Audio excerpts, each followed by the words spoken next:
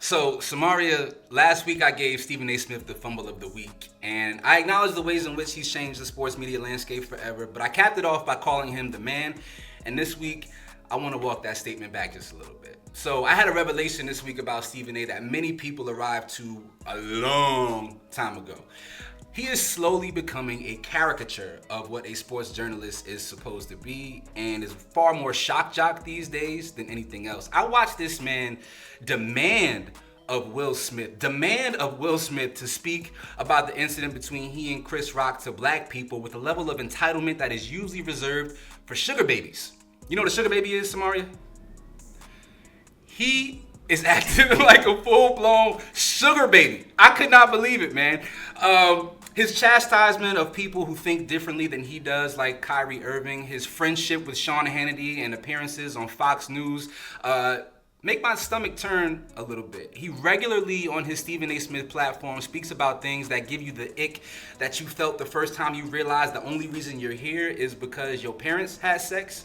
Or like the ick you felt when you heard J. Cole rapping about Grippy. Stephen A. Smith is slowly turning into the black Skip Bayless. And the one difference between he and Skip Bayless is Stephen A. Smith has insulated himself with black women in a way that Skip Bayless was just simply not smart enough to do.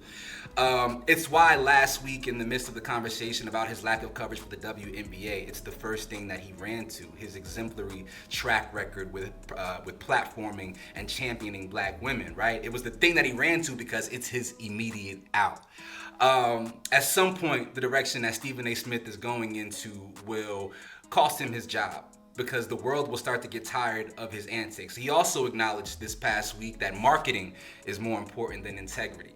And for me, that was the last straw. And you know, he's been phenomenal. I've enjoyed watching Stephen A. Smith. I still think that he has a chance to make another course correction and get back to the legitimacy of his profession.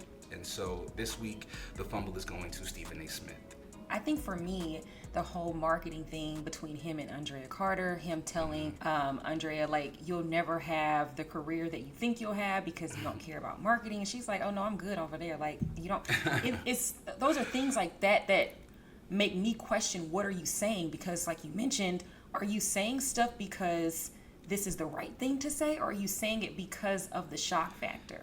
There's no integrity there. He has to go to Fox News. For sure. So that's what he needs to know. He regularly comments that he has the number one show, and he does, right? But when I look out into the ethos, I wonder who are his direct competitors for that time slot for his program. I mean, it would be undisputed with Skip Bayless, but I mean, he has like a slew of cast-offs from ESPN, and Skip's voice has become nails on the chalkboard for many people, and Stephen A. Smith is heading in that direction as well. So that number one, that braggadocious nature about being number one, it's like when you drop an album on a Friday but nobody else released. It's like you're really not competing with anybody. And so at some point, there will be a network that creates a competitor, and it'll be a lot more. It'll have a lot more integrity. It'll have a lot less theatrics, and I think that Stephen A. Smith is going to have a wake-up call when that day comes. Yeah, and if Monica McNutt does not make another appearance on First Take, we'll know why, and that even solidifies the impact that he has and the way that he's blocking people because they disagree with him. Yeah, she will. And shout out to Monica, man. She's phenomenal. I've been a huge fan of hers since she was at Georgetown. She knows that. And she does a lot of work with TV One as well. So shout out to you, Monica. Yes. But that's all that I have to say about Stephen A. Y'all let us know your thoughts.